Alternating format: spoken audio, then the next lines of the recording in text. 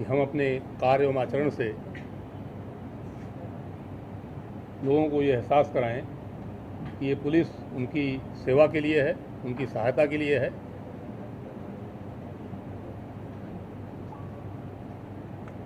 और इस कार्य के लिए हमेशा हम लोग तत्पर हैं। हमारी प्राथमिकताएं जनता की सुरक्षा, उनके अधिकारों का संरक्षण, उनके आत्मसम्मान की रक्षा,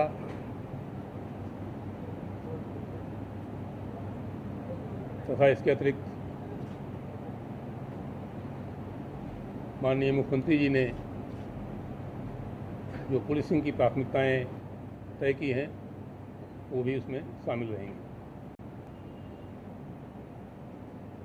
इस मौके पर मुझे और कुछ ज़्यादा न कह करके मैं आप लोगों से अनुरोध करता हूं कि कोई बात आप पूछना चाहें तो पूछ सकते हैं। सर, ये पुलिस पर हमले बढ़े हैं। अभी सहारनपुर में एसएसपी के बंगले में घुसकर पथराव हुआ है, मारपीट हुई है पुलिस वालों का।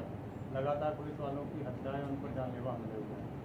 इस पर लगातार बात होती है कि पुलिस का इकबाल बुलंद करेंगे, लेकिन इसमें घटनाओं में कोई कमी नहीं आ रही। इसके लिए आपकी क्या प्लानिंग है कि पुलिस का इकबाल फिर से लाएं? जैसा मैंने अभी बताया, पुलिस निष्पक्ष रूप से और एक रूप से कार्रवाई करेगी।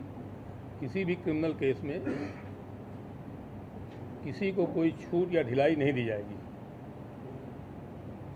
और यही एक हमारा मूल मंत्र रहा है हमेशा पुलिस में काम करने का।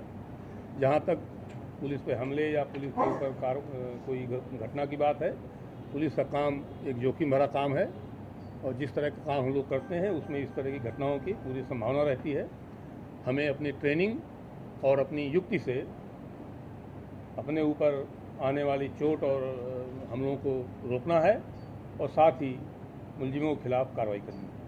सर, ये एक चीज़ में प्रांशु यूनिवर्सिटी से जो ये कह रहे थे, सवाल उसी में कि देखिए मेरठ में 2 घटनाएं हुई जिसमें हिंदू युवा वाहिनी के लोग गए और कपल्स को मारपीट की।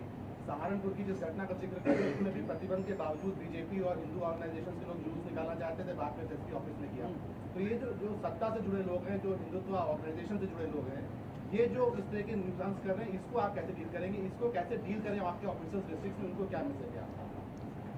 माननीय मुख्यमंत्री जी के स्पष्ट आदेश हैं कि कोई सत्ता पार्टी का हो या किसी का हो, किसी तरह कोई उद्दंडता या गड़बड़ी न करे और पुलिस निष्पक्षता से कार्रवाई करेगी।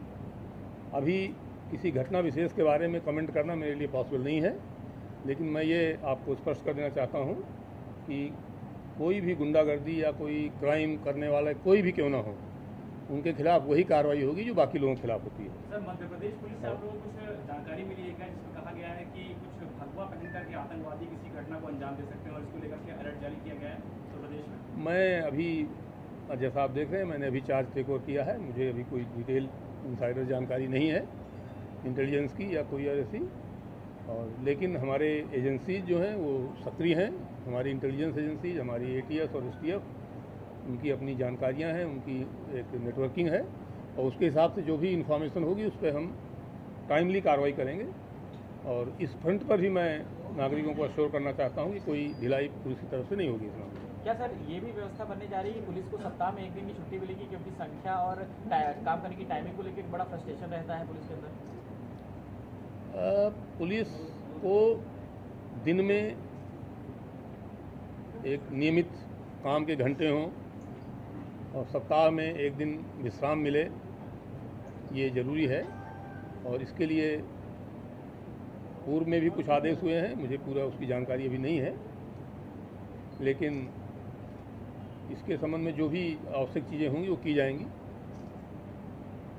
क्योंकि ये स्वास्थ्य के लिए और ऑप्टिमम परफॉर्मेंस के लिए ये बहुत ज़रूरी है कि किसी भी व्यक्ति को कम से कम साप्ताहिक विश्राम मिले और दिन में भी उसको ऑप्टिमम विश्राम मिलना चाहिए। जो लोग रात में ड्यूटी करते हैं उनको अगले दिन विश्राम मिलना चाहिए। 2 नाइट लगातार ड्यूटी करने के बाद किसी भी व्यक्ति को अगली रात्रि का विश्राम मिलना आवश्यक है। तो ये जो ह्यूमन हेल्थ और साइकोलॉजी के संबंधित जो मानक हैं, दुनिया भर में जो रिसर्च हुई है और दुनिया की पुलिस फोर्सेज में जो फॉलो किया जाता है मानक, वही हम लोग यहाँ फॉलो करेंगे और उससे हमें उम्मीद है कि हमारी परफॉर्मेंस और इम्प्रूव होगी। सर इसी से जुड़ा हुआ सर जो सवाल है, अगर ऐसा नहीं हुआ होगा तो क्या आपकी तरफ से जो बातें कही गई हैं ये फॉलो की जाएंगी? क्योंकि अगर मान लीजिए सर पिछली तरफ नहीं हुआ होगा तो ऐसा ये फॉलो किया जाएगा जो आपने कहा था कि 2 दिन बाद ये पुलिस फोर्स में ज़्यादातर किया जाता रहा है। केवल त्योहारों में या चुनाव में या कोई ऐसे मौक़ों पर ही एक्स्ट्रा ड्यूटियाँ लगती हैं। हम लोग फील्ड में रहे हैं। फोर्स की बदली जब कोई बड़ा मामला भी हो जाता था तो फोर्स की ड्यूटी लगा के और रात में 2 बज जाएँ लेकिन हम बदली लगा के ही विश्राम करते थे। तो दंगे के दौरान भी हम लोग ये करते थे कि ड्यूटी लगा दी गई है तो इसकी बदली का इंतजाम उसी दिन कर दिया जाए, फोर्स को उस दिन कर दिया जाए। उनके ठहरने का, उनके खाने पीने का, उनके नहाने धोने की ये व्यवस्था ये सब कर दी जाए। फोर्स में ये मैनेजमेंट हमेशा किया जाता रहा है, अभी भी किया जाता रहा होगा, लेकिन इमरजेंसी में कभी दिक्कतें होती हैं उनको भी दूर किया जाएगा। पुलिस को तमाम आरोप भी लगते हैं, वसूली का हो या अन्य कार्रवाई का हो, उससे कैसे निपटेंगे? देखिए ये बहुत बड़ा फोर्स है, ये दुनिया का सबसे बड़ा फोर्स है और बड़े से बड़े फोर्स से भी बहुत बड़ा है ये फोर्स। तो इसमें कुछ शिकायतें सही और गलत दोनों ही हो सकती हैं। कई बार व्यवहार ठीक न होने के कारण लोग चिढ़ते हैं और फिर उल्टी सीधी शिकायतें भी करते हैं। बाद में जांच में पाया जाता है कि ये तो नाराज़गी के कारण लोगों ने कर दिया है। तो जैसा मैंने शुरू में बताया है कि हम अपना व्यवहार ठीक करेंगे जिससे कि इस तरह की शिकायतों में भी कमी हो। और लेकिन अगर कोई पुलिस का अधिकारी या कर्मचारी किसी तरह कोई गलत काम करता है तो उसको कोई टॉलरेट नहीं किया जाएगा। सर एक IPS ने अभी ट्वीट किया था कि नई सरकार बनने के बाद एक खास सरनेम वाले लोगों को टारगेट किया जा रहा है अपने नंबर बढ़ाने के लिए, तो ये कार्रवाई भी जारी रहेगी कि बंद कर दी जाएगी? देखिए इस तरह के वेग टाइप की चीज़ों पे कमेंट करना मेरे लिए